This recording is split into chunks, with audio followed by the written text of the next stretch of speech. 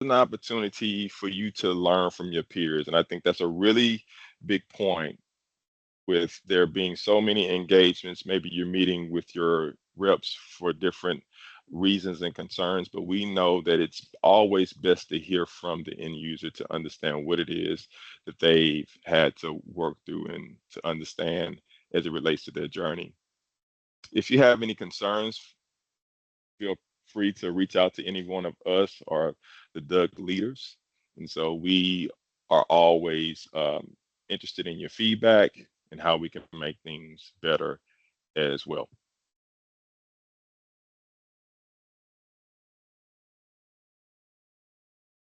Just really quick note, there's a QR code here that you can take a snapshot of. It does work. You're able to sign up if you're not already a member. You can see the different areas of Dynamics and Power Platform that you can glean insight or learn more about through these different sessions.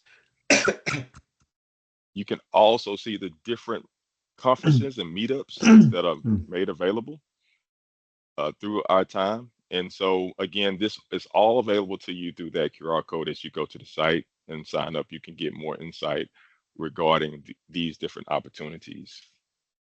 We also have regional meetups and conferences that are virtual and some that are live. Some have already occurred this year. We have others that are coming.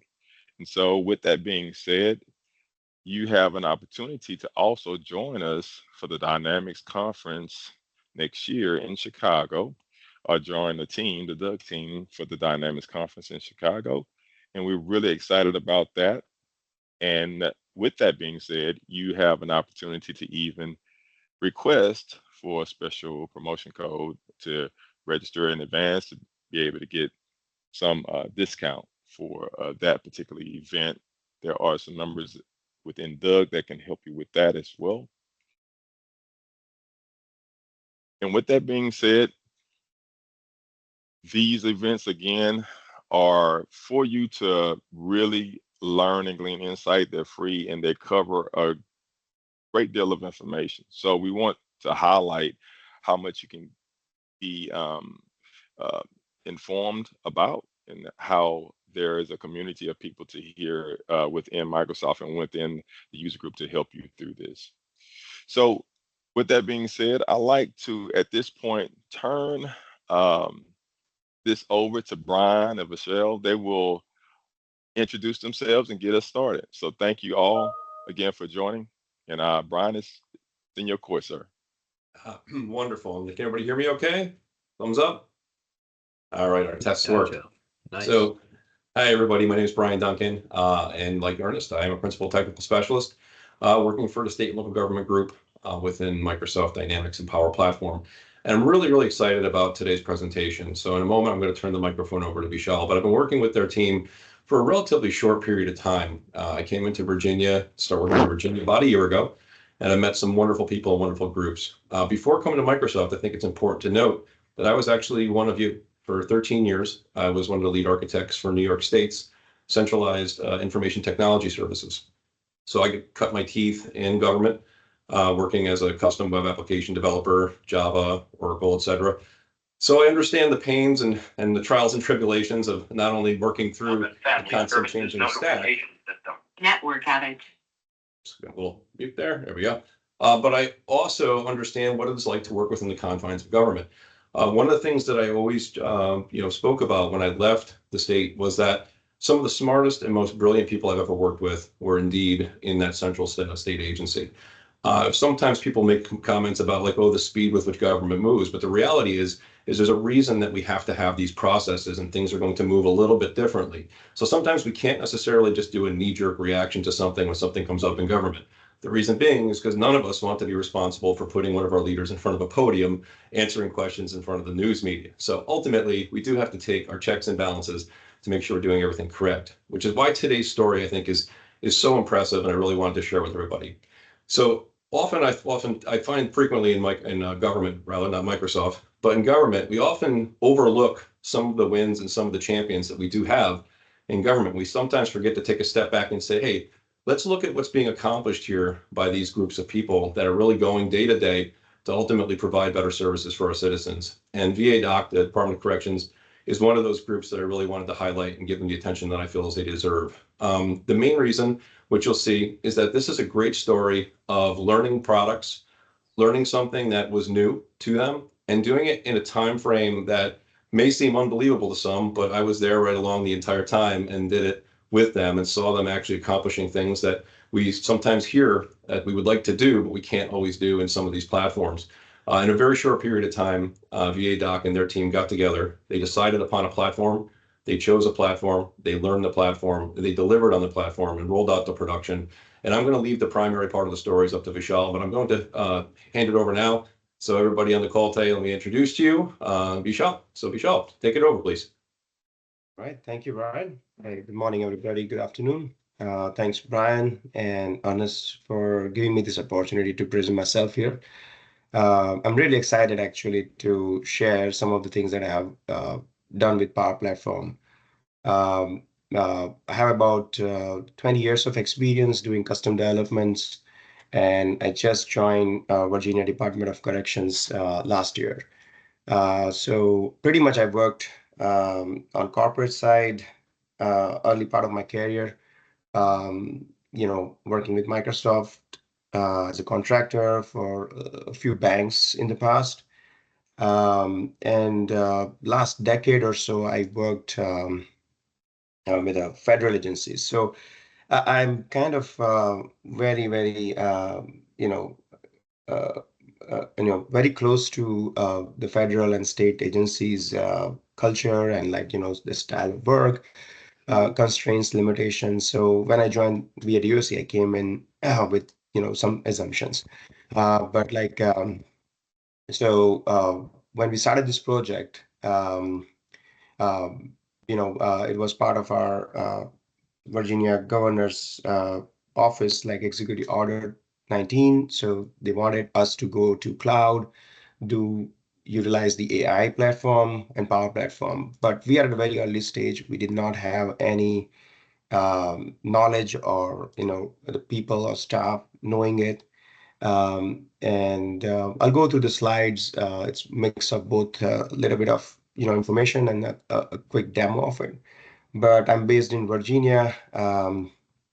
Good and bad part about Virginia is it's a very nice place, but except the 2 times of the year where I have to struggle with my sinus and cold. So I apologize for my voice. If it is not clear, please let me know in the chat or mention here, and I'll try to clarify if I'm not clear enough during my presentation. So with that, I'll start the kind of main agenda, and I'll go through some of the things.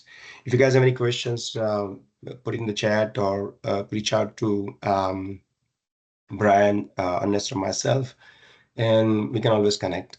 I hope that this session will be very helpful, informative for anybody who is just starting to learn Dynamics or Power Platform and trying to figure out the value of the platform and how to get things started. So I'll start with the slide here, beginning. And yeah, so as I mentioned, I work for Virginia Department of Corrections. I joined a year back. Our unit is called ITU, which has several teams, and I lead a team of developers. So until April of this year, everybody was working on a custom development. So we are pretty much a .NET heavy shop. So any applications we have developed or managed, they're all written in custom, .NET C# code, MVC as a web application front. So traditional cycle for us to deliver this application was at least a quarter for a smaller application. If it's a longer, complex application, it takes about 6 to 8 months, depends upon the requirements. So that's I kind of joined, and as I mentioned briefly earlier, there was an initiative from our governor's office, and we were in the analysis phase of all the tools that Microsoft had, like the chatbot, ChatGPT, AI Studio, and also until April, May this year, we were still like doing some proof of concepts, trying to understand where we can fit in all these tools in our environment, working with Vita. Vita is being the IT agency for the state government, and they are in charge of setting up the licenses, platform, servers, etc., etc. So we are working with them, figuring out how we get this going. Um, and and and then this project came in. So what happened was like, I'll just go through this agenda quickly so that everybody's stay on track. I'll do a little bit of introduction about our agency and the use case we handled using Microsoft Power Platform, what we used, how we came about this project. So that's our story. I will do a little bit of demo to show you guys how those tools are implemented and how much value they are to our customer today. Along the side, because you will hear more about that in our story, how quickly we did turn around on this project or request from our governor's office. And along the way, we had some lesson learned. So that I also want to share so that anybody starting the project on this timeline, or if you have more time, you can still go through those notes and you can plan accordingly. And also we'll share some of our upcoming things, what we are doing based on the lesson learned, what are we working on currently. Um, as I mentioned, I work for Virginia Department of Correction. Virginia Department of Correction is the largest employer in the state for the state agency. We have about 11,000 plus employees. And our primary mission is public safety, as you can imagine. So we have lots of team, lots of units, lots of departments, and our executive branch saw an opportunity to utilize Microsoft's tech tools and technology to digitize a lot of processes that are currently in place on a paper. So we want to make the operations in the agency very efficient, very fast, and secure. So that is our goal, when we started this initiatives and projects. So this particular project was, done for a unit called volunteers unit. So later on the demo, I will show you our website where you can register as a volunteer, and what are you asked to submit as part of the application. So we need volunteers in our agency to help out with a lot of initiatives. So we do get lots and lots of applications, but currently the form is paper-based. So we have a headquarter, our office is in Richmond, Virginia, but we have about 40 facilities across the state. The state is divided into three regions, Eastern region, Western region, and Central region. So all those facilities have a unit placed in them to receive these application, process them manually, verifying the candidates who are applying for this volunteership, and then give them information over email, and so that they can start their work. So everything was done on paper. That was the kind of bottom line. Um, so I'm coming to our story, which is to me is more interesting. Like we all work in software side of it, and times you have seen some of the projects are pushed to the wall. Like you get to work on projects with shortest possible timeline. But in this case, what happened was our governor office was interested in seeing the volunteer unit becoming a digital process. So they planned on it initially, and then said they had a timeline of end of the year, and they came up as a announcement saying that Virginia Department of Correction will fully digitize this operation by end of the year. And it so happened that our governor had a campaign, and as in an event, he was going to announce that during his speech. And later on, somebody had an idea like, can you get it done earlier? And from that office, they reached out to our leadership and they worked with us. And we agreed on October 31st deadline. And this information came to us mid of July. So we started talking about it, like what we need to do, how do we get the licensing set up, what platform we need, what environments we need to create. So we're just still discussing the prerequisite for the project to even kick off. And it so happened, there were meetings held in via DOC, and somebody came up with an idea that how about getting it in September 1st, and our leadership agreed to it. And it was a challenging task, but they said we'll try our best. But with every executive timeline, we had our internal timeline, so that got shifted because our management team wanted to see the product tested before we say it's done to our governor's office. So ultimately, from December 31st, for us, it became August 15, which was barely a month. That was the shortest time for a project that I was involved in my career.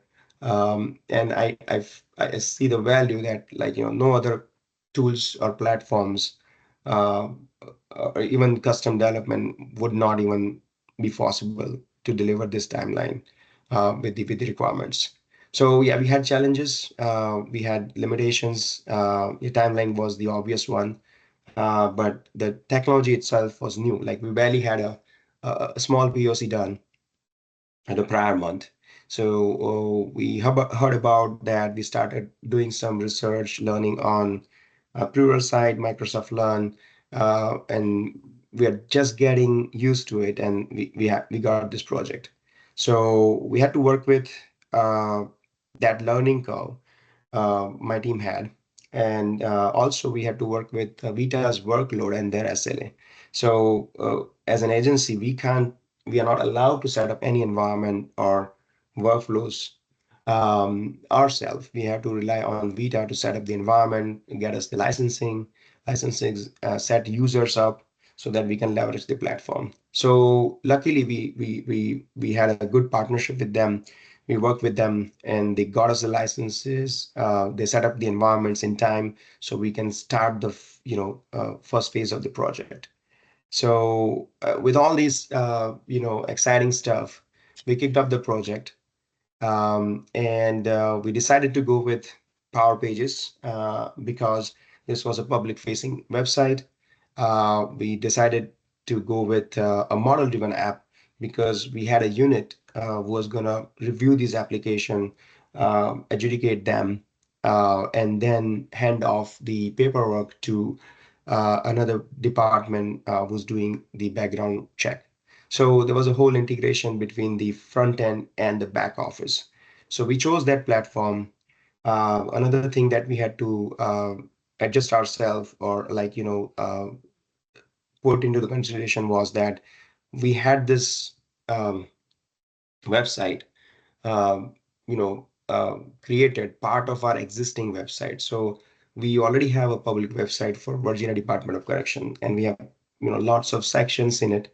And there was a section already there, which was just for sharing the information how to submit an application. And then there was no real form or application available that time. So our direction was to use the existing platform and then somehow integrate the Power Pages portal that we're going to develop in the existing website with the existing look and feel, the templates, so that it does not look different, even though it's created in a separate or different platform. So that was another task. So that thing also was part of our our deliverables. Again, and the most important thing had to be secure, and we had to deal with the shortest time to market requirement. So yeah, it was very exciting month or so. So that was like about what we did in theory. I have two pages or websites to show. One, as I mentioned, is a public interface for our public to come in and submit their application.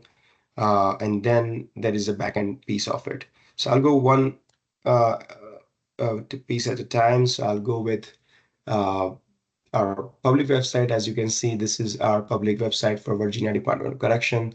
So they have this is a homepage. They have a general public section, and this is where they do provide information about volunteer. What are the qualification? What is needed? So they have a whole package, as you can see on the tab. They need to fill out on paper and get those things mailed or email. Email was the another method, but that wasn't sophisticated enough that they can send emails, but then they forget about things and all that. So they used to follow this application, and then there was nothing here. So what we did was we implemented the form in Power Platform in less than a month. We went through all the development, UAT, and a production deployment, all of that in 1 month. So I'm going to utilize our test environment. So when you click on, this is my production website. So when I click on the apply here button, we are launching the Power Pages portal. You would think that, where is it? Because this is the existing website, which is built in Umbraco CMS platform. This has been out there for years and years, and there is a ton of information about Virginia Department of Correction and different units and for public. So we didn't want to, change the look and feel and still keep it within the same menus or like would say like sitemap. So this is the page that we implemented using Power Pages. So this is the whole page that they were used to filling out on paper. And I can submit one application for us just to review the entire application here. I don't know, Brian, how we want to take the questions. Do we have any right now, or do we want to take those questions at the end once we are done with the demo? I would take some questions in the end. I would go right to the demo. Vishal, you're doing great. I think it looks good. All right, sounds good. Just checking that. AHA. So basically, this form is for requesting, volunteer position, so they can select any of the volunteer types. So as I was mentioning, we have, different departments. We are looking for volunteers. So this is for a unit volunteer. I would say, Mr. Majmudar, I'll put myself here. I can describe anything specific, what services you're intending to provide. So I would say to help out with re-entry bonding program. Then we have a lot of locations across the state, so they can pick any.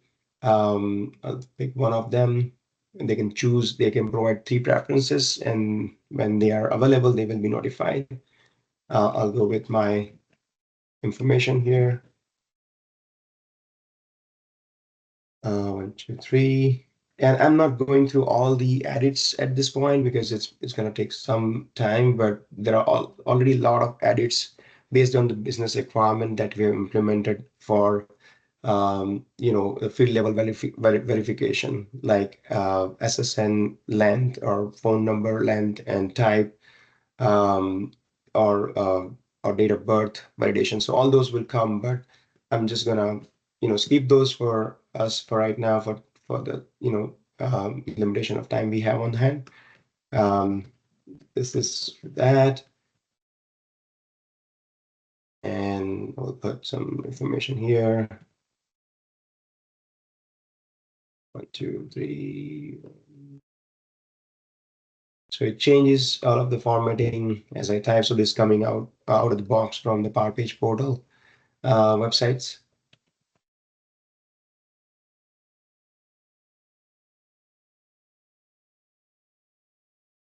I have to give my address. because I'll later on show how this is useful.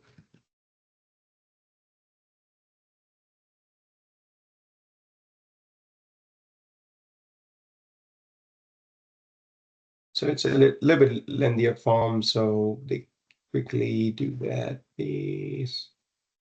Software engineer. Let's say I'm working at Microsoft.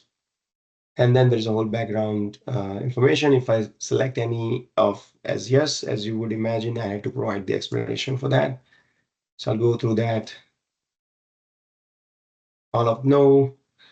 So this is the step 1 of 2. So I'll say I agree to the information I provided is used for the background check. And then there is the second page for uploading some of the forms. So as I mentioned, this is the entire package they used to do, but now I'll be asking for a simple form to be uploaded. So we'll get the information here, what that form is. Once they have filled out, they can upload it here. And some information about their identity. So we'll provide that and upload it. And I will say, yes, I certify this is me. And as you can see, we added CAPTCHA because the form is on public. We want to still at least have some protection from bots and the stuff. So at this point, if everything has been filled out correctly and no information is left, attachment needs to be there so that you can submit the application. So the CAPTCHA piece is again available out of the box. With that, I submitted the application. So if I go to, so this is the front end piece that we have published and is available to general public. So what happens is when I submitted that, we created cloud flows for notifications. So I will show what happens when an information is submitted and received by application. I get an email that you're as to the requester that information has been submitted, their application ID is so and so, and some information about their processing. So this is an generated notification that gets sent to the requester. So they will be at least notified when things changes with respect to their application from the back office. So when I go to the back office, this is the model-driven app we have built. So if I refresh, I should see an application I just added. So I will see that application when I open it. It will have all the information that I submitted from the front end. So again, this is a design question, how the business or customer wants it.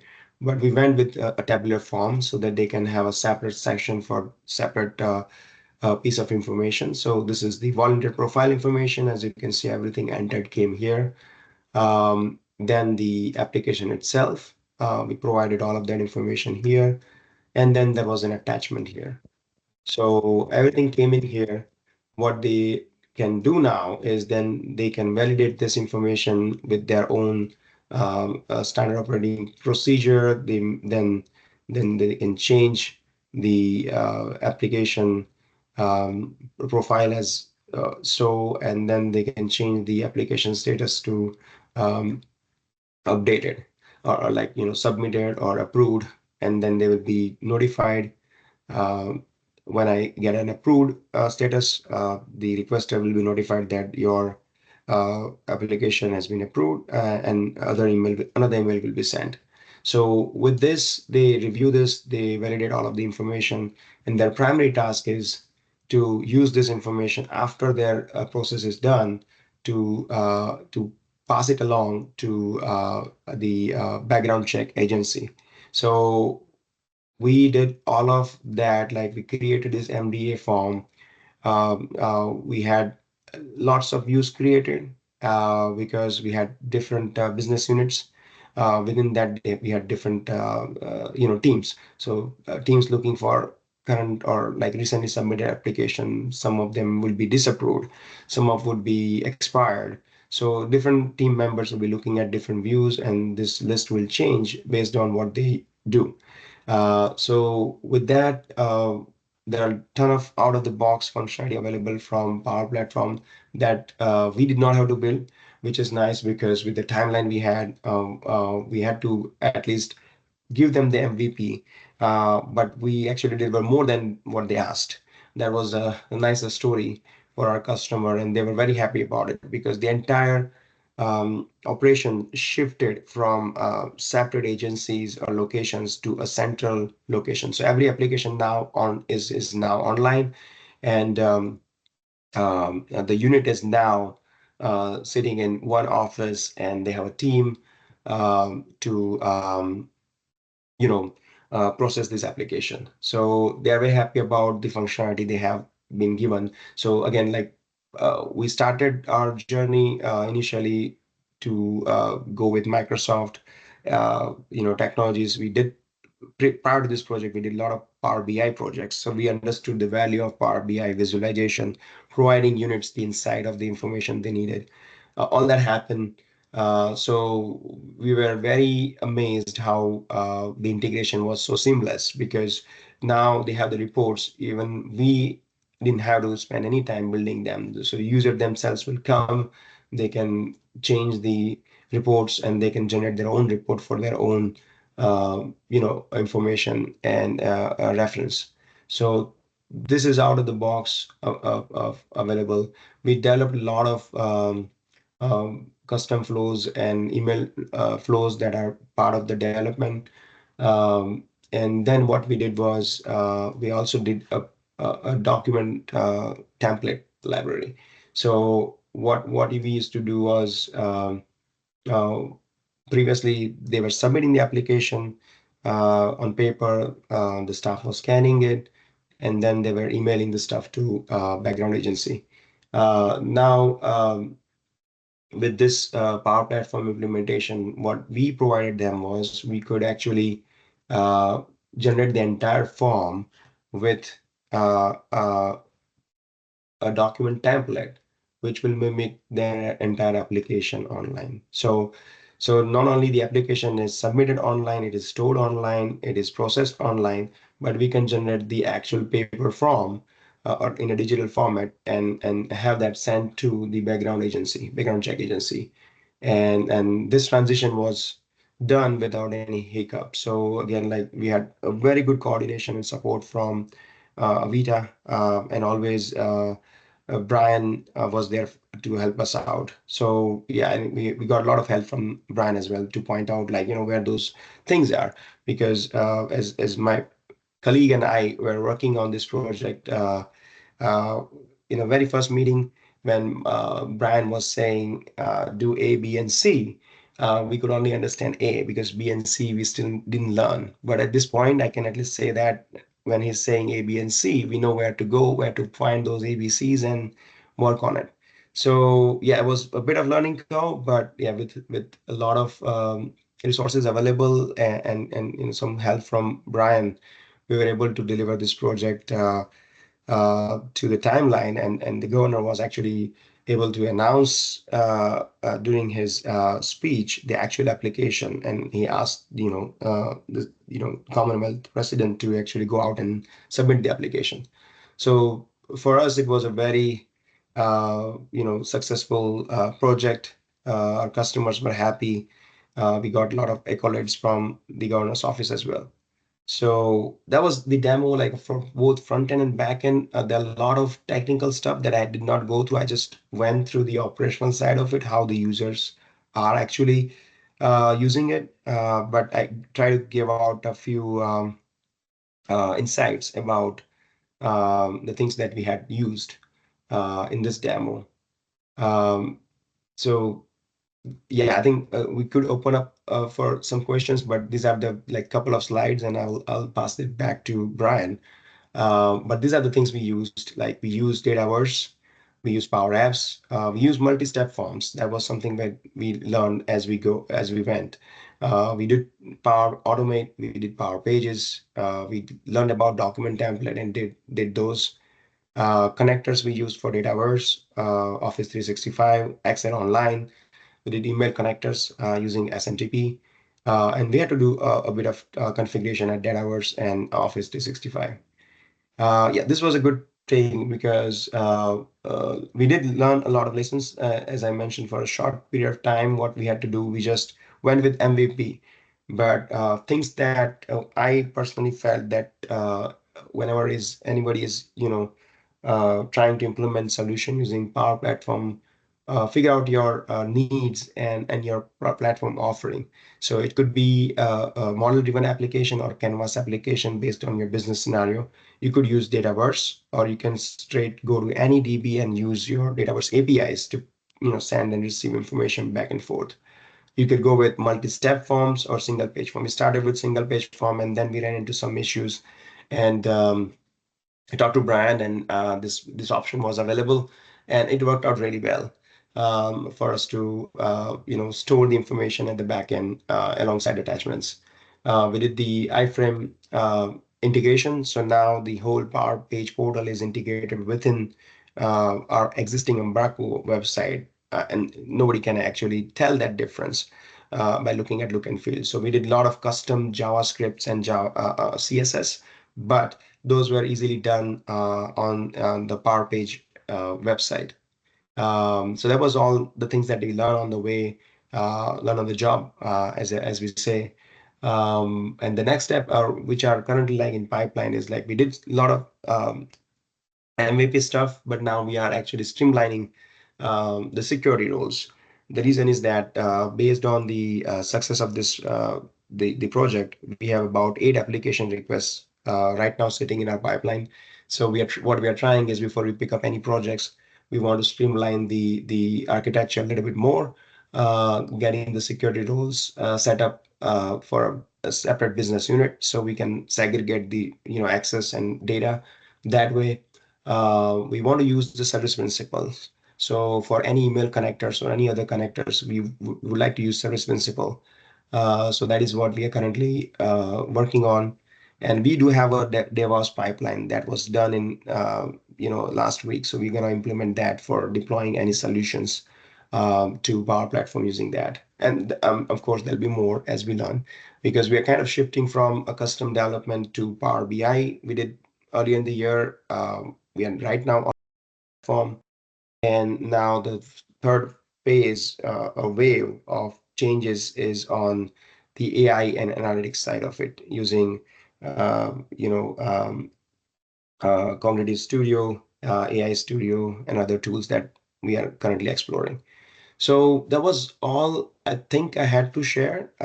Brian, or anybody you want to come up with any questions I can help with, I'll be Sure. happy to answer. Absolutely. Great job, Vishal. Wonderful solution and a great story. So just to kind of do a quick recap, because I think what's really interesting is some of the challenge that you were presented with this use case is something we see every day, and sometimes it's a stopping point for some people to go down the path of a low code platform. Like, for instance, people come to me all the time and say, we don't want Power Pages because we already have a website. We've spent millions of hours developing this website. And you're absolutely right. You shouldn't be throwing babies out with bathwater. We like babies. We don't want to throw them out. So you've already got a website. You've already put a lot of great time into it. You got a great design. But you're able to leverage the capabilities of Power Pages to also be an embedded tool.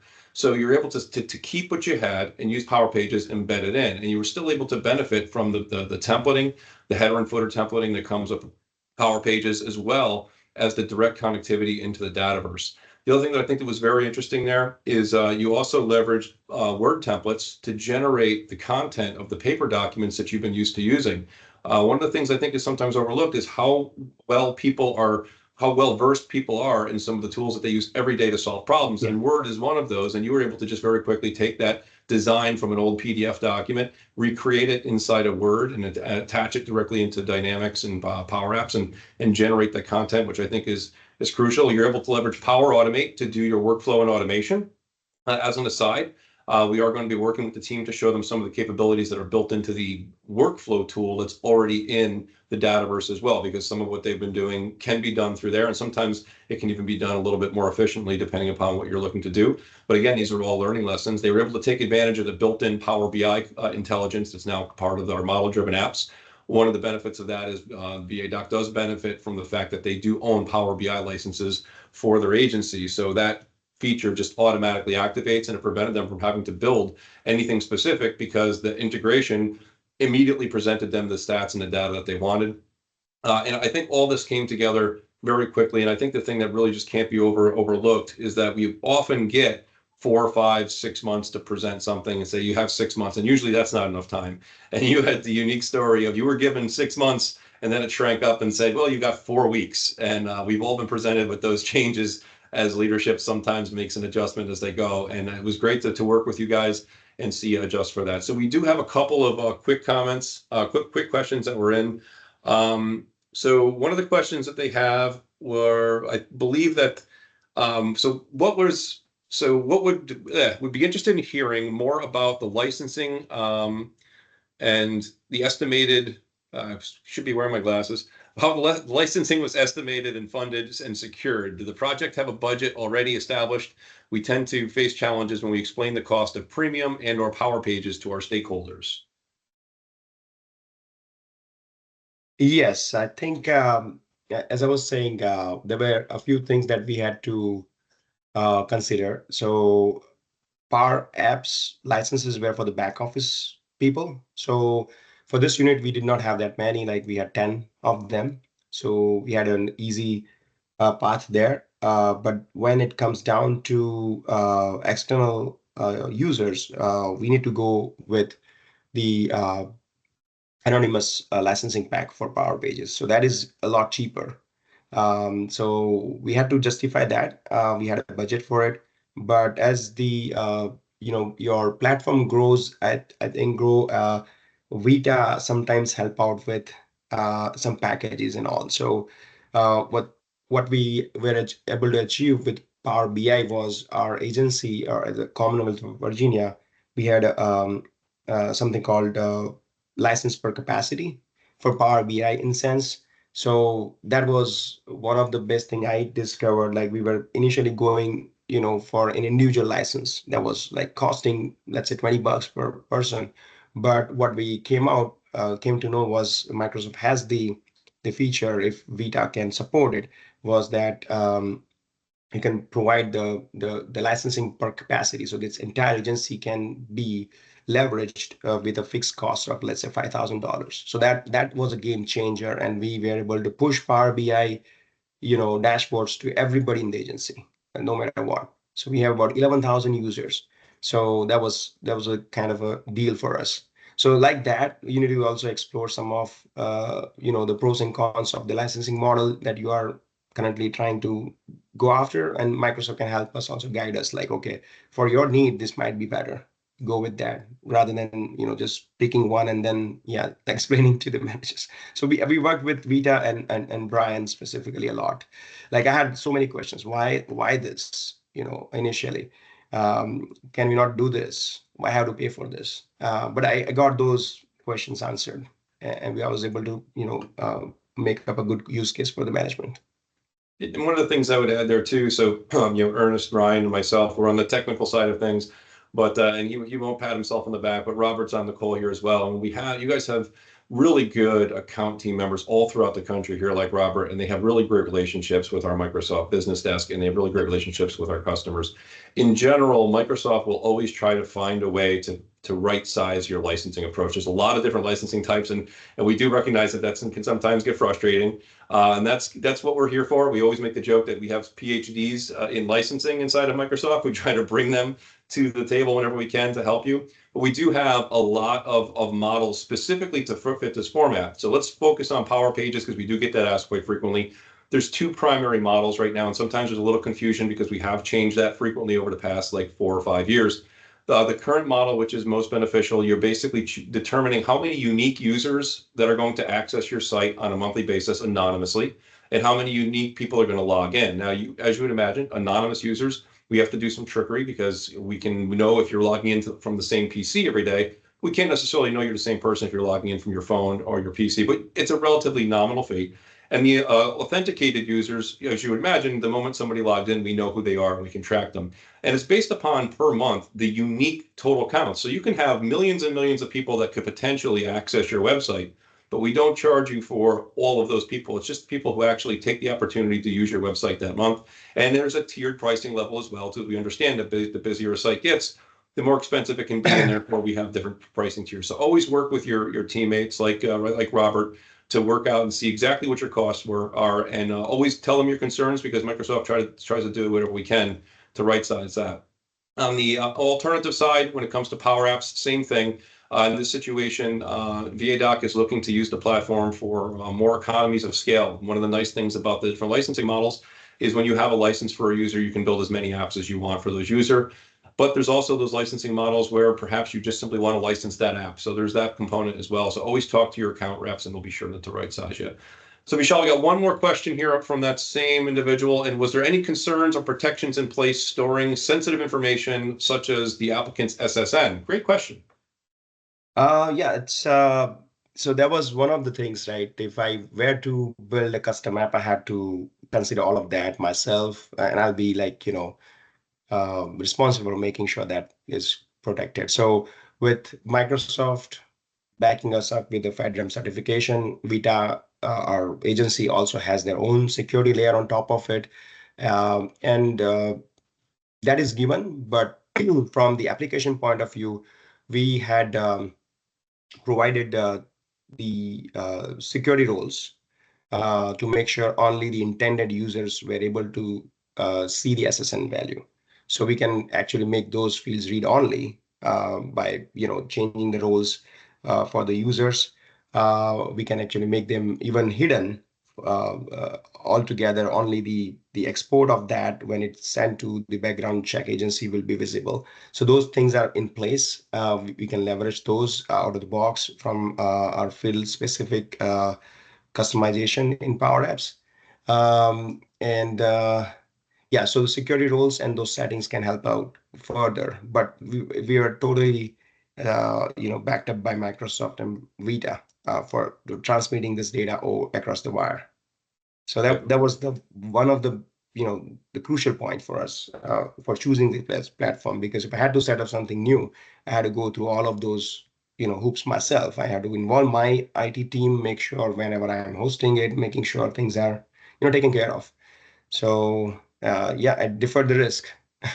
So yeah, great points all. And one thing to mention too about the platform, those field level security profiles, as they're called, they allow you to provide roles throughout your system that determine who can see, read, edit, or write any of those individual fields. So you can make it so that if Brian Duncan, if you don't trust me, I can not only not see a social security number, but I can't edit and I can't enter it. But maybe Ernest, who we trust wholeheartedly, he can enter it, he can see it, he can read it, he can edit it. Where Vishal, we only trust him a little bit. Maybe he can enter it, but then after that, he can't see it. And what's great about the way that our security works in the platform is it actually goes right down to the database level. And that's unique to our platform, which means your developers don't have to remember that they have to hide fields or put logic around when they show or when they not. You can put dashboards, reports, forms, and everything out into your system without a single consideration for what fields are being displayed on them, because automatically, the moment that the system goes to present any content from your Dataverse, it looks and says, who is accessing this particular content?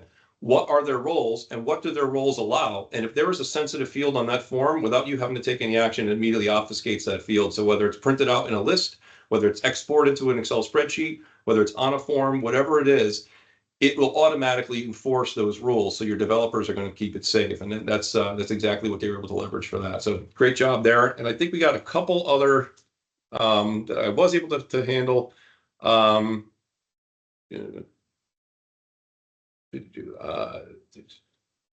Is the data table in Dataverse? I think we did address that. It is. Yes, the recording will be made available. And I believe there was one more question. Did I miss one here? Oh, yes. So something about the interested in hearing show some of the Power Automate workflow and Word templates as well. So we don't have to necessarily go through because I do believe you did show the Word templates. So if you could explain a little bit about what your Power Automate is doing right now, Vishal, I think that will probably help understand a little bit about some of the automations you have in the system and where those Word templates were actually implemented. Because there are two different ways to implement Word templates, either through like a Power Automate tool or through the embedded Word template component right inside the Dataverse. Understood. Yeah, let me pull up my app.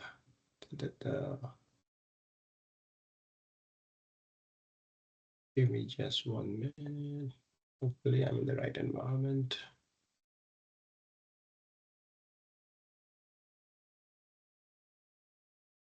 Give me 1 minute. Solutions. And while Vishal pulls those up, I would just also like to put a reminder out there that when you're dealing with Power Pages and Power Automate, keep in mind that depending upon how that Power Automate is running, specifically if it's being triggered from something that takes place in a Power Automate or Power Pages website, you may need to look at alternative methods of licensing that Power Automate because of the way it's triggered. Specifically, for instance, if you have a website that may have thousands of people submitting content and you have a Power Automate that's connected to that, you will want to look at what we call per flow licensing for that Power Automate to ensure that you can keep up with the volume. A traditional standard user license won't really accommodate most of the volume in those scenarios. So I would just put that out there as well. And I think I bought you a couple of minutes there, Bishop. Thank you. Appreciate that. So yeah, this is the backend or the development environment for the app that I just showed. So we have 2 apps created, and we have these cloud flows. So the email that I had shared was generated to this send email workflows. So the architecture we kind of like designed, we went with was we had a lot of business logic checks. On passing of one of them, we trigger certain events. So one of the example was that we have a multi-step form. So when some user is submitting the first step, information in the first step, and they abandon the application. So what happens is the record is created, but then if the person doesn't come back, we don't want to show that application or having it lingering on the dashboard so the people reviewing the application can be bothered by it. So we created a workflow for moving those to a separate view, and that way like we can isolate the different types of application. So I think these are the workflows, child workflows, and the workflows we created within Power Apps. So we are relying on cloud workflows. We are also planning to add Power Automate workflows for other cleanup work if we were to do at the end of the processing. So those things are there, but like I kind of I need to sign. They might have changed something, but yeah, this is the place where you can come in and show design your cloud flows and work on them. Hopefully, I'm clicking the right one. No, excellent. Yeah, so you're using triggered workflows to respond to changes in the Dataverse. Yeah. One thing I would just mention too, you talked a little bit about multi-step forms versus single forms. One of the considerations to make is whenever you're collecting files from Power Pages, it's going to be best to use a multi-step form because a lot of the mechanisms that are used to collect the actual documents and attach it to your data aren't in place until a record actually exists. So you usually have to design your process to collect a portion of the data initially to generate the record, usually with some sort of status setting that says it's not completed yet. So it's the same thing as the data is just simply not submitted. And then when you go to the next step, there will be the appropriate components there to be able to add those files. So that's why they switched over to multi-step forms so they could break up data collection and be able to, without any customization, collect file uploads. Vishal, this was a great session. I hope everybody got a lot out of it. I want to turn the microphone back over to Ernest. I know we're down to the last few minutes here. And we appreciate you very much and your team, and what a great job and what a great story for such a quick turnaround, learning a platform and delivering what you've shown us here today in 4 weeks. I think that's a great job. Yep. Absolutely. Thanks for having me. Happy to be here. Thanks, everybody. No, thank you. And to just echo Brian's sentiments, this is awesome and fantastic. We really Love the engagement from everyone on the call. Thank you for your questions. If you have any additional questions, to the point that Brian mentioned, you have representatives from Microsoft and partners alike that you can reach out to. We're more than happy to assist in any way that we can. We want to make sure that you also are aware that we will continue to have our meetups, upcoming ones. We'll make sure that we'll get that notification out to you as soon as possible. And this recording will be made available. I would venture to say probably early next week. We have some people that are not in office that they are a part of that process. They'll be catching up probably tomorrow. So we want to give them some time to get in and get things moving. So again, thank you for your time. Vishal, thank you, sir, for your time Thank you, sir. and the journey that you and your team are on. Brian, always. And so if there are any things that we can help you with, don't hesitate to reach out, and that'll conclude our time. I hope this was helpful to everyone. Thank you. So everybody have a great rest of your day.